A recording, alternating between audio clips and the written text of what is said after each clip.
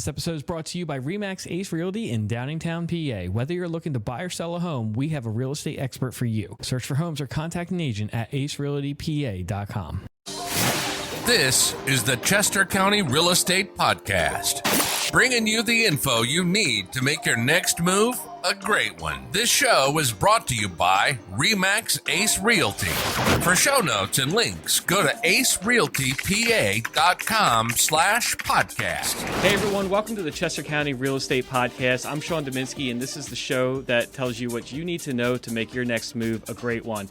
Today, I'm sitting down with Ross Kennedy of Kennedy Home Inspections. We're going to talk a little bit about things that can go wrong and things you need to watch out for when buying a home that could end up costing you money that a home inspector could really help out with. But first, hey Ross, why don't you tell us a little bit about yourself and a little about your background and how you got into home inspecting? Sure. So many years ago, I decided I'd like to run my own business, and I decided what would that be. After several college degrees, I decided I would work as a contractor doing small jobs, and I eventually worked on kitchens and bathrooms and expanded into learning more and more about homes. So when I reconnected with an old friend who was now my colleague, who was a home inspector, he said, hey, I'd be willing to take you on, and I was his apprentice going through the process of becoming a certified home inspector in Pennsylvania. So I'd love it. So I'm Nice. working as a home inspector now because I loved working with homes before, but now I get to just inspect what other people are doing. Yeah. And you've been doing this for what, like 10 years Yes. or so? Uh-huh. And we were talking a little bit ahead of time. Over 3,000 homes he's inspected. So I would say you got a little bit of experience when it comes to that. Yeah, and that's just me. My business is just me. Some people have a number of inspectors under their wing. I've chosen to just remain as first a sole proprietorship and then an LLC, but I'm the only employee. Now, how has that affected things? Like, I would think that if you go to like a bigger name or brand and there is a bunch of home inspectors, maybe their availability might be a little bit better. But how does that affect your relationship with the agents that you work with and with the people who the buyers who end up Sure. hiring? You know, I think what is critical in that first setup when an inspector is being sought out is that inspector, first of all, has experience and knowledge, but isn't going to be just one of many. You call it. I mean, I'm not. Larger firms are good. They keep good track of the training. But the way I've always sold myself and the way I've always felt realtors like what I'm doing, and ultimately what the clients like what I'm doing, is that personal touch. Not to be cliche, but it's me. You call, you get me. Right. You want an inspector, you get me. After you follow up with the inspection, because if you have questions, you get me. So there's no ambiguity or question about who it is I should be talking to at any time. I follow through with every step of it from beginning, middle to end. And I think there's some people who just want that level of care, particularly because when you're buying a house, people do have a need to have their T's crossed and their I's dotted, because it's a very big purchase, and they want that attention. I'm not going to say handheld kind of situation, but they want to make sure things are being done right. And if you get lost in a bigger company, you might fear that might not happen. I would say that And I have less resource than some of these larger companies, so you might not get a full 10-inch thick binder with all the demographics and pictures and videos and all that, but you get concisely what you need. We're ever growing, Right. we're ever adding. All businesses are looking to do the best they can to provide the best information they can to clients. Yeah. And the other thing too is, like, I'm sure you don't love spending a lot of time doing this, but a lot of times you have some questions after the inspection and the report gets back. Maybe there's something on there that didn't come up when you were actually with the buyer at the inspection, or you need clarification or something like that. I know when we've done stuff together, I usually have a lot of questions, usually the dumb ones, but Yeah, actually, So, yeah, that really PA helps. state law requires that the inspector review the findings with the client. So in particular, if the client wasn't able to come to PA state inspection law, if the client wasn't able to come to inspection, for sure, you can't just send them a report and call it done. You have to be available to discuss the findings. And I know the report, as concise and clear as it might be, isn't everybody's, it's not what they do. So, there may be things that we use terminology that they don't understand. They don't know. A lot of times they just don't know what to do next. You've got the findings, but now what do I do with that? And, realtors are usually really good about taking that on and moving forward with it. But if there's some clarification, a home inspector should definitely be available to discuss severity, clarification, all the things that he put in a report, or she, and be able to back them up with further knowledge. Yeah, I'm thinking of one. I don't know why it just came to my head. I'm thinking of one particular time, and we won't use any names or identifying information. But I remember you put in the report. You were like, "Yeah, it's missing the such and such standard," and you gave some measurements and some numbers, like a number 11 lag bolt, blah blah blah. And I was just like, "What is this about? What are you talking about?" And you were like explaining it, and then finally you were like, "The deck is not attached to the house. The deck has to be attached to the house." And I'm like, "Oh, okay. Yeah, all right." And then we could talk a little bit. I'm like, "Okay, well, what does that mean? Do we just do we just glue a lag bolt in?" And you're like, "Well, you find the frame, and this is what needs to be done." So it's that kind of stuff where it's like I joke about dumb questions, but like you'd be surprised at like, if you're not in the industry, if you're not in the business, like knowing like, oh, of course, yeah, number 11 lag bolts. That's something I deal with on a regular basis. Well, you bring up a good point, Sean, because just like a lawyer doesn't know every law in the books, but they know where to go to find one. A home inspector is a generalist who is supposed to have an ever increasing knowledge of homes. We're not code inspectors unless well, we're not. The home inspector that you hire when you buy a home is not a code enforcer or a code inspector, but knowledge of code, knowledge of building, building code and electrical code is always good to inform us. However, ultimately, if you get to the point with say you brought up a deck, there are deck certified contractors, because that's an ever evolving science with ever evolving new rules. And the deck that I inspected 3 months ago might have another requirement. So our job is to pinpoint where there's a failing, and even if and rarely is it our job to tell the client how to fix it, but we like to be at least somewhat guiding in that respect. Ultimately, though, leading to a contractor who's certified in whatever problem we're bringing up, being the one who ultimately looks at it and gives the proper advice on how to fix it. Yeah, no, that makes a lot of sense. And if I remember correctly, that particular township had, I don't want to say no building codes, but no real enforcement of the building codes. So it made it just that much more important when we were talking about like, hey, there's some electrical wire like going out to the shed and it doesn't work. Like giving that heads up. So on that topic though, so what are some of the things that you've seen that, either was something that you caught just in time and saved them a lot of money, or something that should have been caught and because they missed it, they ended up you could lose a lot of money if you miss it. Well, it's funny. It's interesting that you caught me now, because literally just a month ago I had done an inspection, and it happened to be for a step relative, where you're kind of in amazement that you're here, because almost anyone might have seen this major problem in this home, but they didn't. And now the house is condemned. So it was a second floor structural issue where the entire back wall was an addition put over a garage. The entire back wall was leaning at a significant angle. I don't know how nobody knew that. But fortunately we got her out of this deal because the house is now going to have $100 and some thousand worth of repairs. Probably have to replace the entire addition. Wow. Now that's not usual, and oftentimes something that obvious would be caught before anybody pays me to come in and look at it.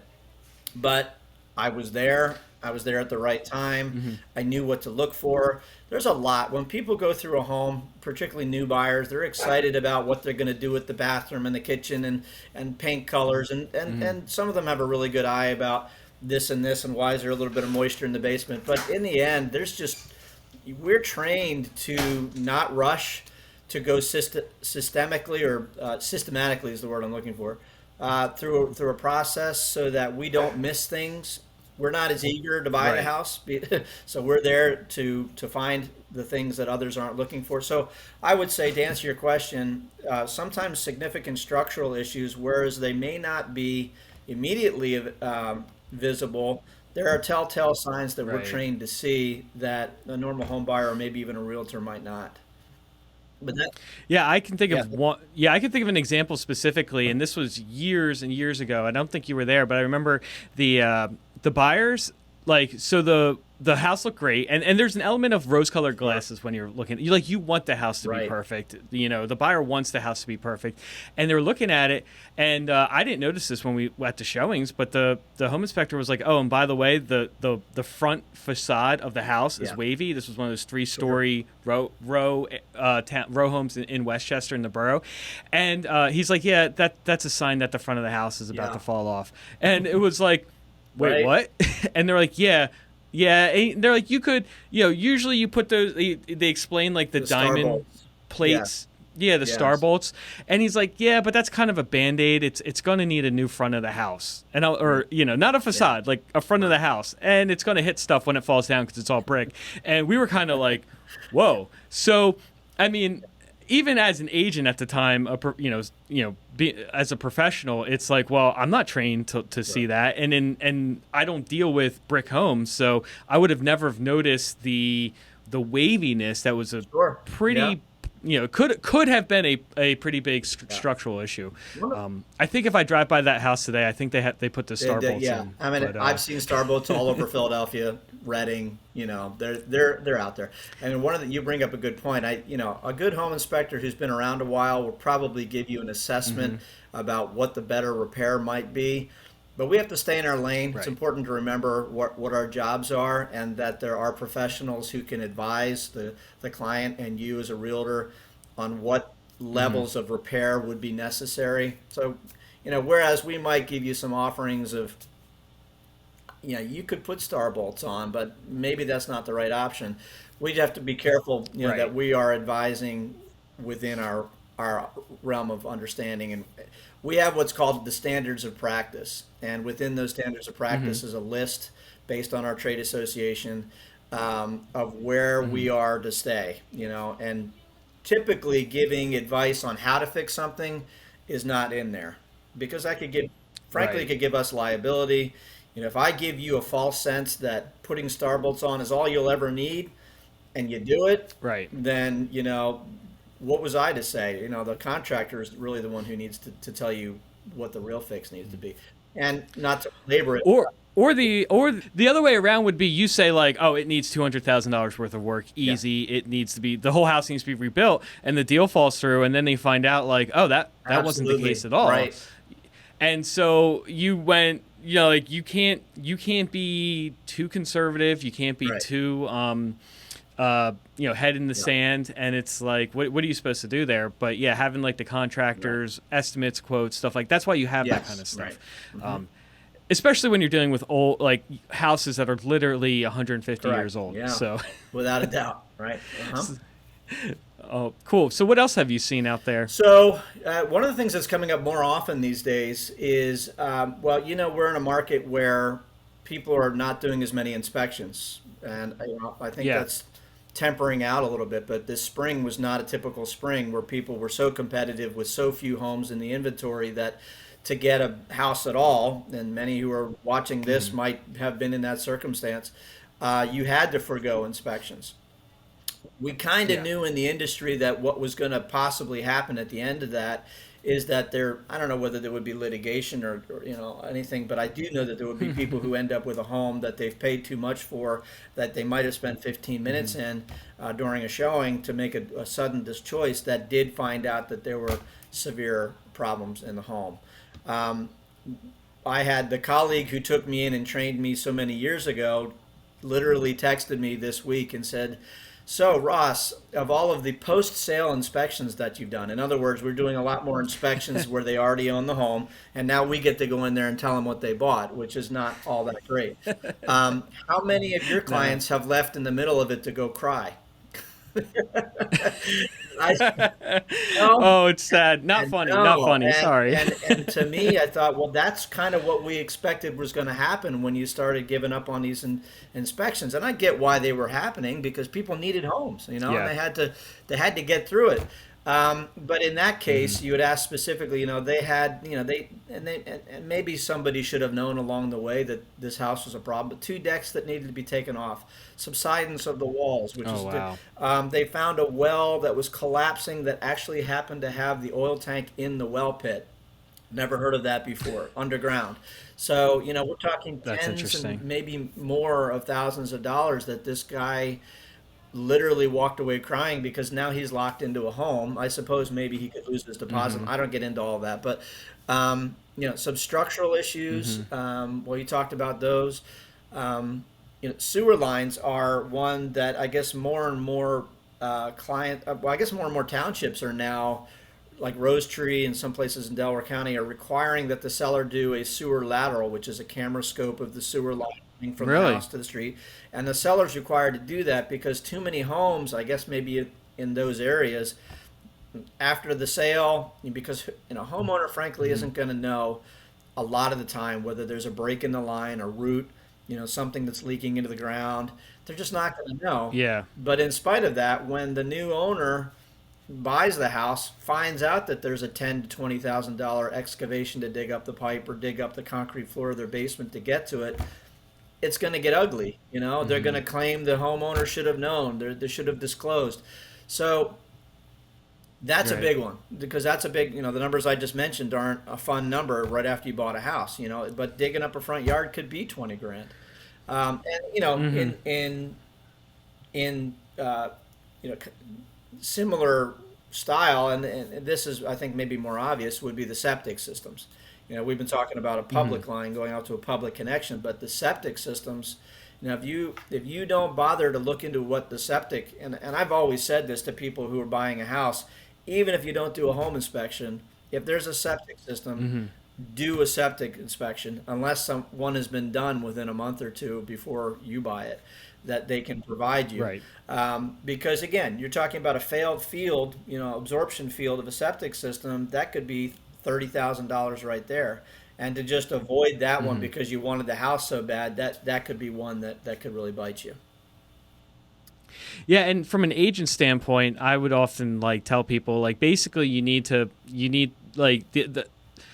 when you buy a house, there's going to be an element of risk, and you need to budget in the possibility of making those discoveries. When you have a home inspection and inspector, you're able to go from hey, once you buy this house, it might need a couple $1,000s of work, or it might need a couple $100,000 of work. So if you're okay with that, if you're okay with taking a couple $100,000 risk because you want this so badly, then that's what you're looking at. And that's and I'm not even limiting it there. But when you have a home inspector, instead of having a range that's like this, you're kind of okay, now you can narrow down a little bit and kind of what the percentage of your risk is. And don't get me wrong, home inspector, there are things a home inspector can't find. Sure.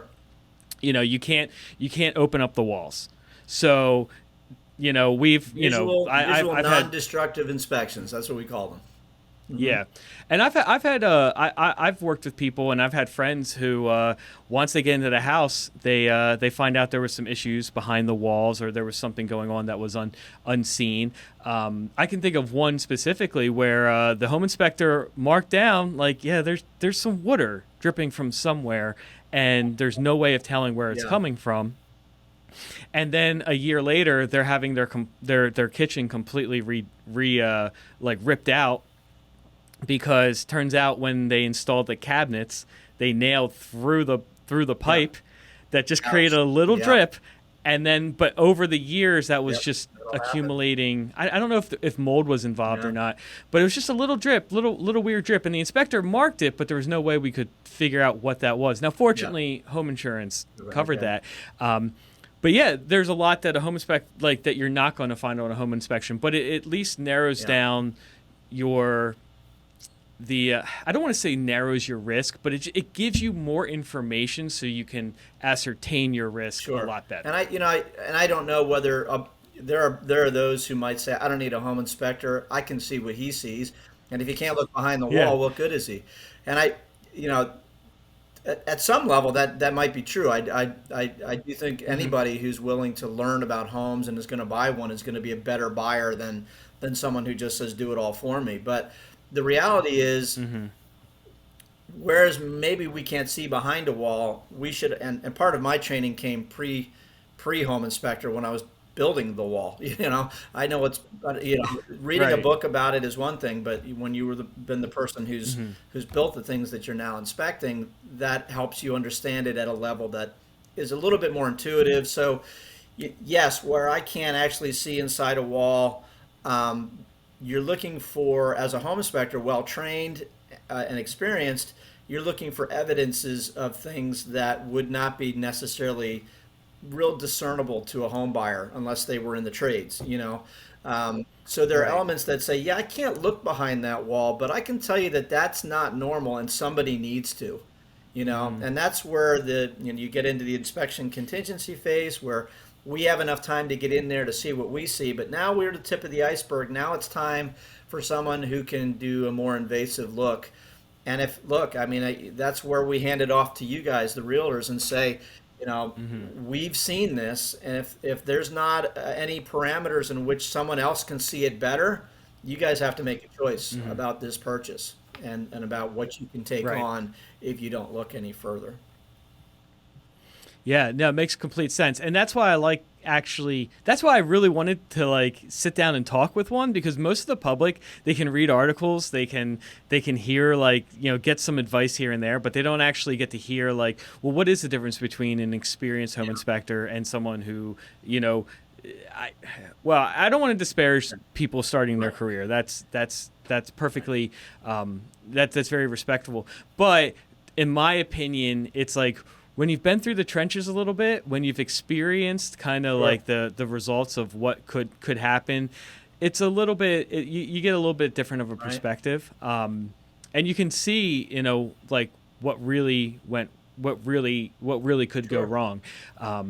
I always say, I'm not afraid of making mistakes, but I really, really don't want to make the same mistake twice. So, when people are like, oh, do you know what you're doing with that? And I'm like, well, I think I've made every single mistake that could be made. So don't, so I can't say that I'm perfect at it, but I'm pretty sure I know what I'm doing because I've made every other mistake, and I try not to make the same mistake twice.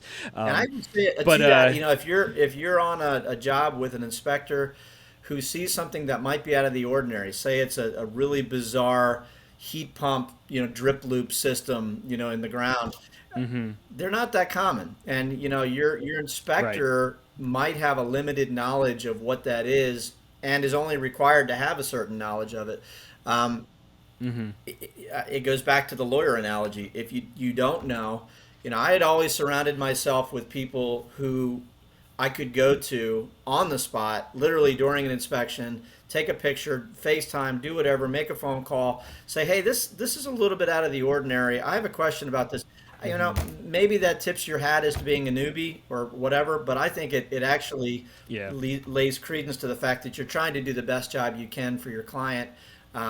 And even now, there's I literally last week called up the guy who trained me after doing this for 10 years and said, you know what, this electrical panel is bizarre.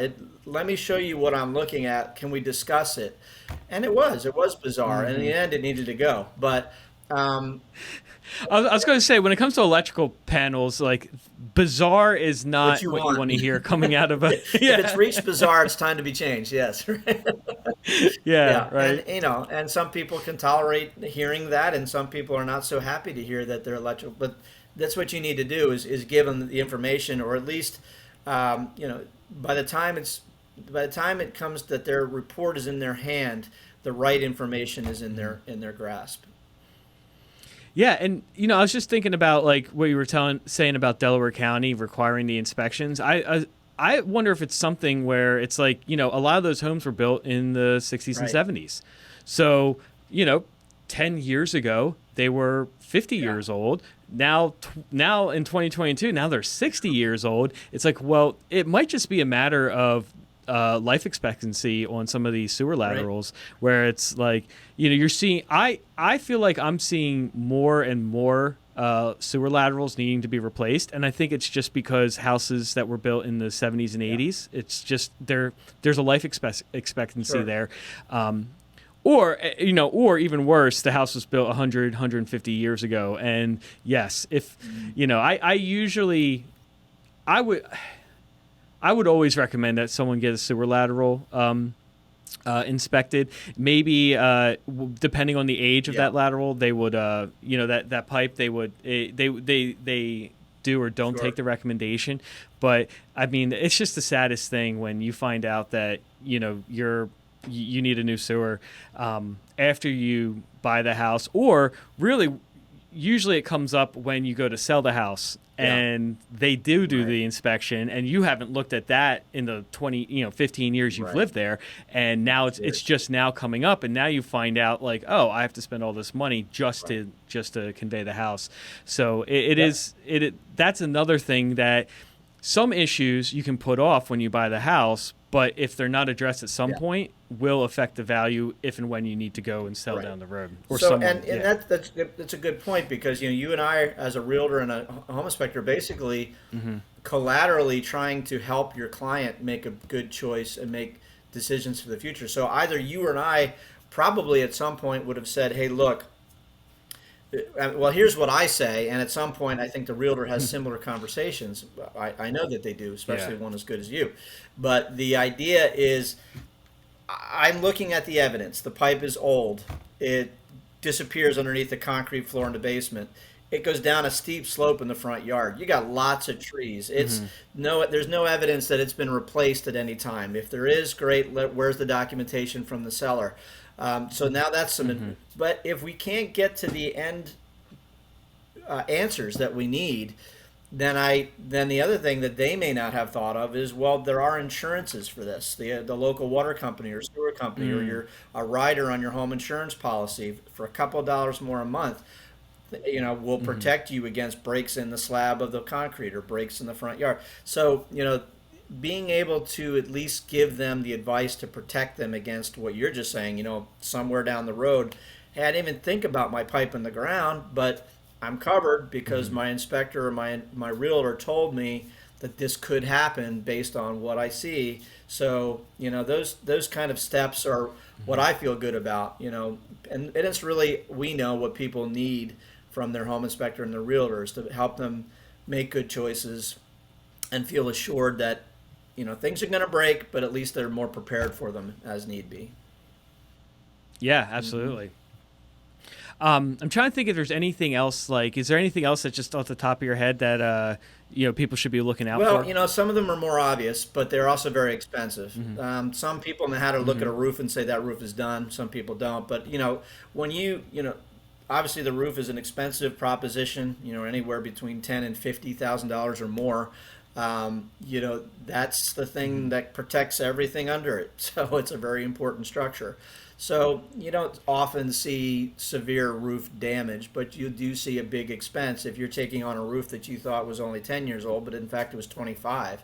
So the ability of an inspector to not only get on it, but get under it inside in an attic most of the time to rule out leakage and basically just to give them an idea of how old they think the roof is and when they should be budgeting for replacement, if not immediately. The roof also involves ventilation in the attic. If you don't have enough ventilation, you may have attic mold. Some people who, without a trained eye, won't really know what that looks like, or maybe never step foot in an attic. That's a lot of people. So whereas mold is remediatable and dealable, it's not a deal breaker a lot of the times. Sometimes it is. At least you have the eyes of someone like a home inspector who will get up and down and dirty and close to that mold in the attic and tell you mold is, and mold is obviously a systemic house problem in some homes that, that's another one of those things where we'll do, even just the nose test. You smell mold when you walk in a house, you know what it's like, but you don't see it Yeah. anywhere. Now you got to make a choice with that buyer. Do you want to elevate this and get a huge, a mold inspection test, which is air swabs and, and that kind of thing. But a whole house full of mold, nobody wants, right? So that's the Right. discussion. The windows, I would say you can tell whether your windows are going to be a problem. You get the blown seals, or they're just old, they're wood with storm windows, and people don't recognize how much of an energy loss that can be. But if they're thinking that they're just going to replace the windows, maybe some of them don't know that that could be tens of thousands of dollars to replace every window in a house. So, Yeah. those are maybe not life-threatening conditions, but they're expensive. So, I have a major defect portion of my reports that essentially are designed to help people feel, or they list the things that are the most unsafe for the house or for the person, the things that are the most expensive, and the ones that that they didn't really maybe realize were the ones that were going to cost them the most. So. Yeah, no, well, I mean that's pretty helpful too, because you sometimes don't really think like, oh yeah, we're going to do that at some point, Right. or that's not that big of a deal. But add it up, I know a lot of like first time home buyers might be like, oh, this is just like my starter home. I'm not going to be here too long. And next thing you know, 10 years later, they're like, why is my house having all these issues? And it's like, oh, you've been here for 10 Sure. years. And you're like, oh, really? Time, time does have a tendency of slipping away from you. I remember when I bought my last house. I remember when I bought it, I'm like, there's some issues, but these issues won't pop up for another, like, I don't know, 3 or 4 Right. years or so. And it was kind of, and then like one day I was just like, why does it seem like all these little things I need to be addressing right now? It just seemed all at once. And I was like, oh wait, you know what? I've been in this house for Right. 4 years. I kind of saw Yeah. that coming. So, but yeah, it's just good to have that third party perspective, that report in hand. So when it hits the point like that you've owned a house for 10 or 12 years, it's kind of like, I want to go back to that report and see Sure. what was the expected life, what was supposed to go wrong down the road that I had to keep an eye out Yeah, on, and I too. will say, and So- I don't know how much time we have, but I want to make it clear that, Yeah. because this has happened, and it literally happened last week when I got a negative Google review, which has been since taken down by the reviewer. And the reason I mention this is because I did go to them and I said, for you to give me a negative review, let's talk about these items that you're suddenly upset about 2 years after your inspection.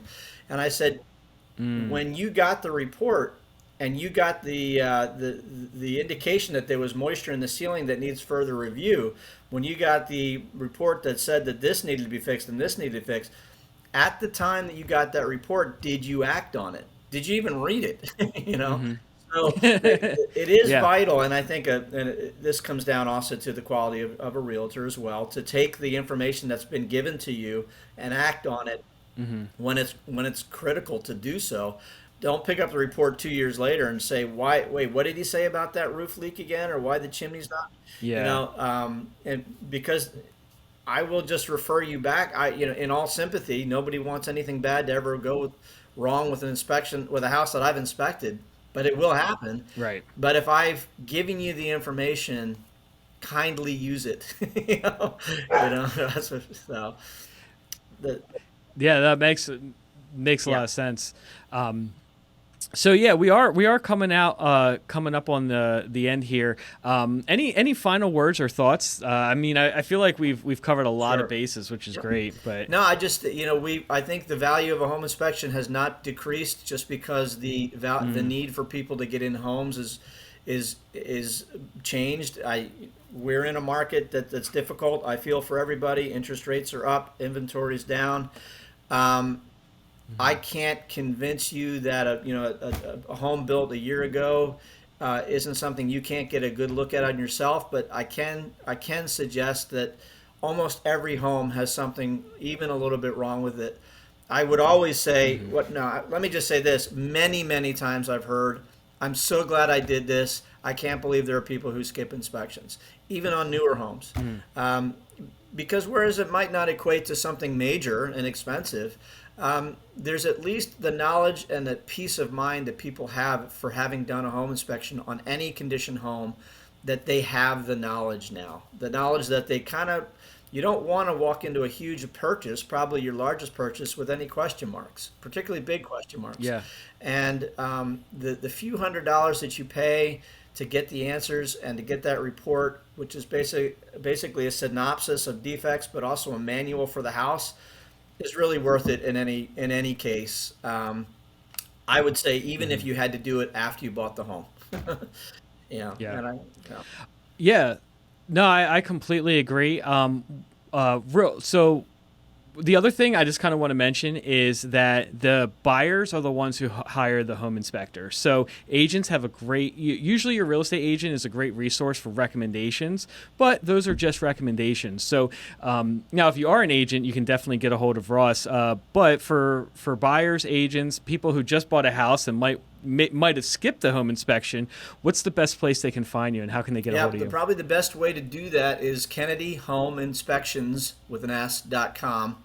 And in fact, there's a scheduling tab right on there that in the event that I'm not immediately on the phone, which I do tend to call back real quickly, your client or you can go onto my webpage, KennedyHomeInspections.com, click schedule online, and you can actually pick what inspections you want, what add-ons. If it's the client, they could actually even pay if they wanted, and they would pick a specific time and date on my calendar that I'm available, and we can talk later after you get it locked in, because we also know that we're doing 5-day inspection windows now and short windows, so that would really decrease the delay in calling and all that kind of thing. But so that's probably the best option.